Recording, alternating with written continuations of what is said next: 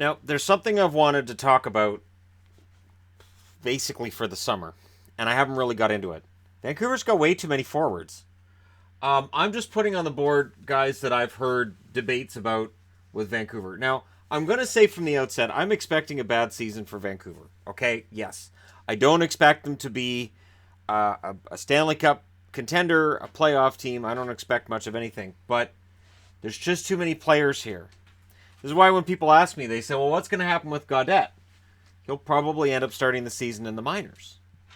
Because there's a lot of guys here they'd have to worry about going through waivers. The interesting part to me is on the left side, you could argue, and people right away point out, well, Eriksson needs to go. They need to buy him out. Well, they can't. It's buyout proof. It's not going to save them under the cap if they did buy him out. But with Eriksson's past production, it's tempting to, at least in the preseason, put him on a line with Pettersson. Now, if you got him on a line with Pettersson, odds are you're going to have Dahlin on that line too. But the number one name that I see Canuck fans saying is, well, we'll just trade Gagne. He's got a $3 million cap hit. You're going to have to retain some of that cap.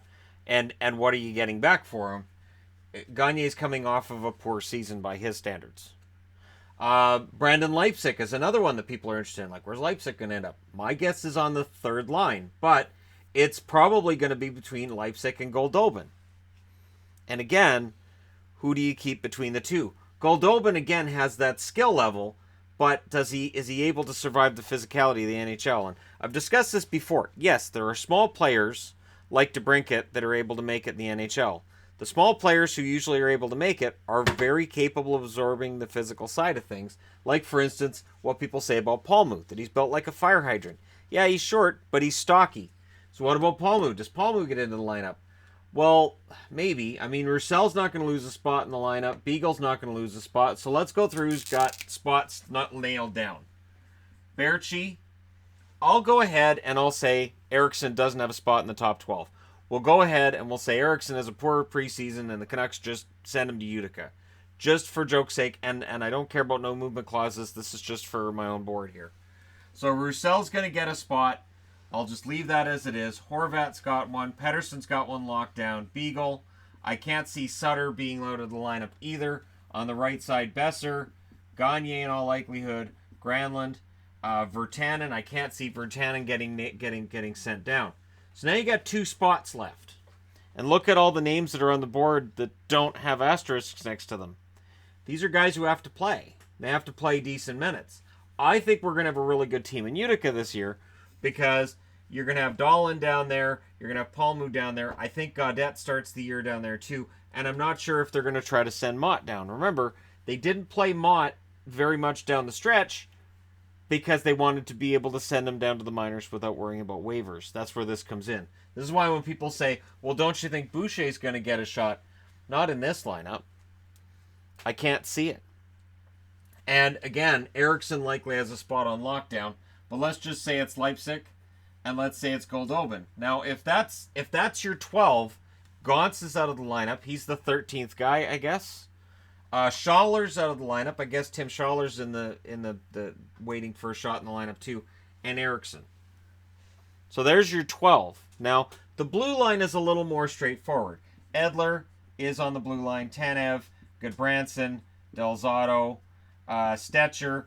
And I think, honestly, Ulevy gets a spot in that top 6, and I think Ben Hutton's going to find himself on the outside. Goodbranson will retain a spot in this lineup until they have somebody who can provide that physical side of things. But again, who does that leave out? Well, Derek Pouliot's out of a job.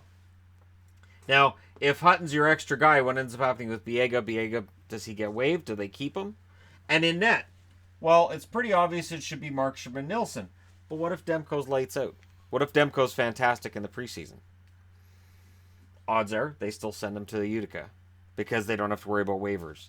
And then they see if they can find a taker for Nilsson. Maybe based on what he did at the World Championship, maybe you can find a taker for Nilsson. But if you look at all these guys who don't have asterisks next to their name, including Eriksson, Gauntz, and Schaller, who are probably going to end up as your healthy scratches, well, now you've got Mott down in the minors with Boucher, Gaudette, Dahlin, Palmu, Kiro, and a guy I liked when he got called up at the end of the year, Darren Archibald. I wouldn't mind seeing Archibald get a spot. And honestly, I would probably rather see him get one than Goldobin. The reason being, Roussell's going to end up being your third or fourth line guy, right? So it's going to be between Leipzig or Goldobin, who ends up on the fourth line. I would rather see Leipzig get a shot at that third line spot, or even second, based on what I saw of him after he was acquired from Vegas, than Goldobin. That's my own personal opinion. However, the reason I say that is because Archibald is a prototypical fourth line guy, but he's got wheels. He can skate, and he's got some. There's something to his game that makes me think that it would be fun to see him start the season in Vancouver and see what he can do. He can provide that energy. You get Archibald in that bottom six with Roussel and Beagle, and suddenly the bottom six Vancouver has isn't getting pushed around as much as it has been for years. If you have Goldobin in the bottom six, that could be a problem. Again, I'm not saying this team's going to be great. I'm not saying this team's going to be a playoff team. But what I am saying is there are going to be some very interesting decisions to be made. And I've got this C next to Gagne, not because he's captain material, but because he can play center too. You can move him to the middle. And Sutter's played on the wing for Vancouver before. Do they toy with that idea again? It's going to be a very interesting preseason because there are too many players for too few jobs. And according to Canuck fans, well, Gaudette's going to get a spot. And it's like, well, whose spot does he take? Does he end up playing down the middle or does he play on the wing? He's better off, to me, he's better off playing to start the season in Utica, down the middle, his natural position, and just have him play some games to get used to the North American. I'm so used to talking about Europeans. Get used to the professional level of hockey. He played some games at the end of the year with the Canucks. Yes, he didn't really stand out as an extremely talented player, and it may mean putting him in top 6 minutes in Utica rather than bottom 6 minutes in Vancouver. And again, he doesn't have to clear waivers. So I think it's going to be a very interesting preseason. I intend to watch any Canucks preseason game that I can get. They don't always broadcast all of them either, which makes me angry here, but they don't always broadcast all of them locally. Hopefully they do that this year. But it's going to be interesting because there are a lot of interesting decisions yet to be made. And there are going to be some tough decisions to be made.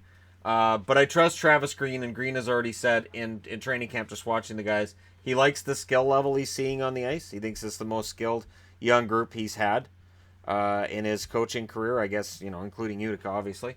And he's excited to get the season started. I'm excited because it's a brand new start. The Sedins are gone, and they were great for a long time. But now it's a chance for a brand new, fresh start. Yes, it's scary depth down the middle. And I don't mean scary in a good way. Yes, they do need more skill in general on their wings as well. That's going to come in the next few seasons. And if Virtanen can start to live up to his advanced billing when he was drafted, if Virtanen can jump up and get that second line spot, ideally, and this would be a dream world for Canuck fans, ideally your first line is Berchi, Horvat, and Besser, and your second line would have Pettersson in the middle. Dolan comes in out of nowhere on the left wing, and Virtanen's on the right wing, and they're all just flying out there. That would be the dream for Canuck fans. But I don't see that happening this year, and I'm not sure that Virtanen has the offensive upside that we'd all hoped. But again, he's still young, and we can still see what's going on with him. If he has a poor camp, because of all of these names on the board, Virtanen could end up finding himself on the way out of Vancouver. Absolutely. If he has a poor camp, and because of that physical upside, because he was a top draft pick, somebody will take a shot at him. But we won't get a huge return for Virtanen if that happens. But again, I'm getting ahead of myself. It's one of those things I wanted to discuss in the video, and I've wanted to for weeks. Where I'm just looking at this depth chart and I'm going, geez, there's so many prospects that might make it. But what's going to happen? Let me know your thoughts in the comment section below, as always. Don't forget to hit like and subscribe if you're browsing your way through. You just happened upon this video. It's going to be an interesting year for Vancouver. Thanks so much for watching. I'll talk to you again soon.